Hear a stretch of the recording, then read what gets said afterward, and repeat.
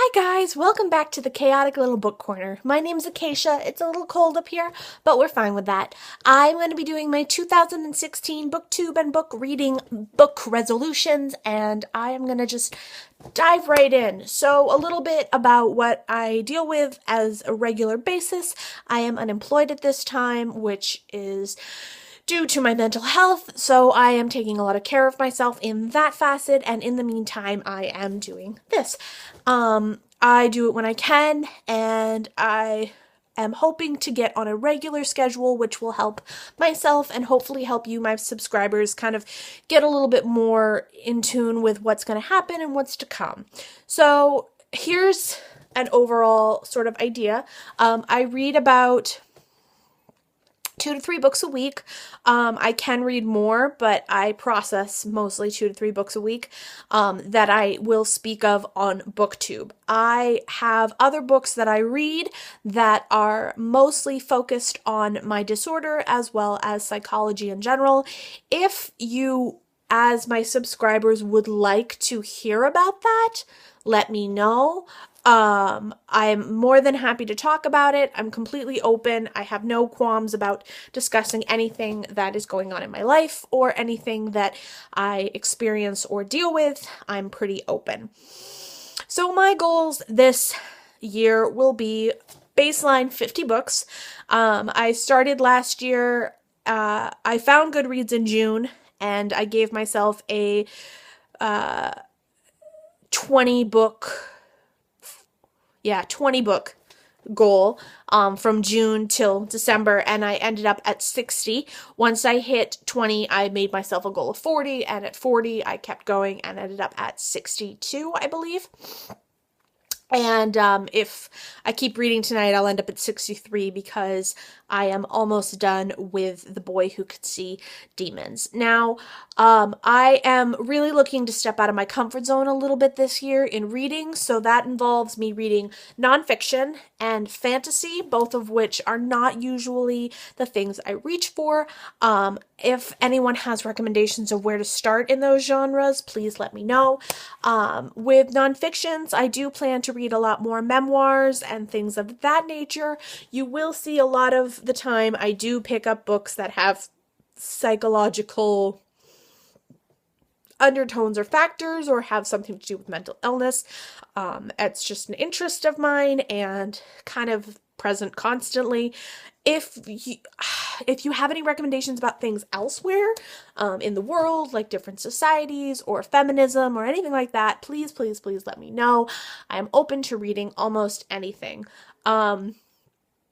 Another thing that I will be doing this year as a person who loves books is every time I walk into a bookstore, I will ask the assistant or clerk who is helping me in that bookstore to direct me to their favorite book in the store. Which book would they thrust into everyone's hands if they were allowed? And I found some very good books that way, and I found some pretty bad books that way.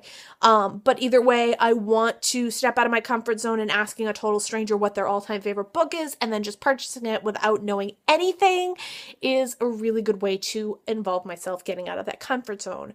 I will be trying Robin Hobbs as another one of the authors. I will link down below the authors list of books that I hope to get into, so different authors that I hope to read in 2016.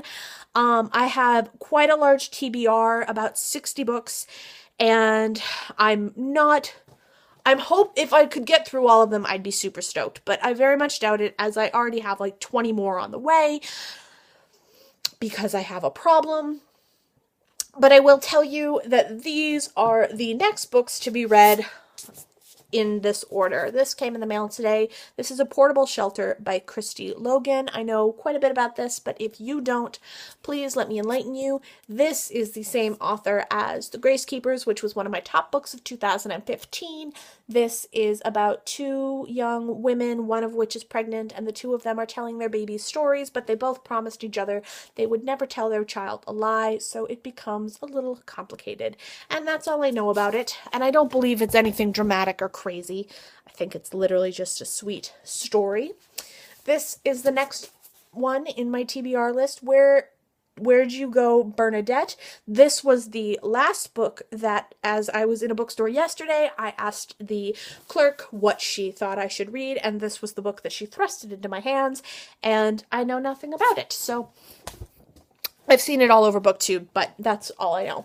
This is my next short story collection that I'll be reading for The Need for Better Regulations in Outer Space by Pippa Goldschmidt, and I am super stoked about this. I've been looking for this forever, and I found it in my local store, and Freight Books, I am actually very excited because now that I've looked at their website a little more and know a little bit more about what they do for books, I'm very excited as I've learned that they have a lot of books that look very interesting to me, as well as Salt and Coffee House Press. So I'm stoked to continue following them now that I know a little bit more about how publishers work. How a Mother Weaned Her Girl from Fairy Tales by Kate Bernheimer. Bernheimer? I feel like I heard Jen say it earlier and I somehow can't remember it now, but that's fine. Fairy tales, short stories. I think this one will just be a side book, as it looks like it's pretty short. This will just be something that I can read when I have trouble sleeping. Next on my list is In the House Upon the Dirt, Between the Lake and the Woods by Matt Bell. And this one I've heard mixed reviews about, but for the most part, everyone who I trust has enjoyed it, and I'm super stoked. I really have very little information about it. Gripping tale, husband descent, ultimate emergence, kind of personal hell. Yeah, it seems about right. It seems like everything I'm usually picking up. And then this one, of course, I have no choice but to read this next because it's amazing and I really want to. And this is The Girl Who Couldn't Read by John Harding. And I'm super stoked about this one. If anyone has, I haven't received it yet. It's in the mail and it should be here in the next day or two. If anyone has wanted to read this book but can't find a copy, or would like the paperback but doesn't want to pay that much, I believe I have the paperback coming to me in the mail, and I'm more than happy to send it your way. I honestly don't care. Shipping would be the only issue, but I just don't care. I don't need two of that one. I will have two of Our Endless Numbered Days, but I kind of want both. But this one will be my biggest achievement this winter. The Crimson Petal and the White. This will be the one that I will pull out probably February when it starts to get super cold here in Maine and things start to get a little dull and quiet here. So those are my winter TBRs. Probably I'm saying January to February. That's my goal. If you have anything that you recommend I read with those, I would absolutely be excited to hear it. I think that probably for me, I have, Poor Thing will probably be another one, and Allie Smith will probably be another one that I really want to get into. Honestly, that is how I kind of want to put my year. I'm not 100% giving myself any rules or regulations about how I should and shouldn't read, just because I'm not good at following them. But I do know that I want to read more nonfiction and I want to read fantasy. So that is really my biggest thing, as well as asking the clerk what their favorite book is. I want to get into books that I wouldn't normally pick up, and I want to find a way to do that without kind of just going through Goodreads and saying want to read this and kind of ending up with the same books constantly. So I am excited to meet new people, talk about books, and make new subscribers and expand my family of chaotic little booktubers. And I'm really excited to start the new year with you guys. And I promise you, I cross my heart, I've filmed it 6 times now and I'm still not happy with it, but it's coming. My bookshelf tour is coming. I'm sure some of you are like, I don't really care. If that's the case, just please tell me that you really don't care.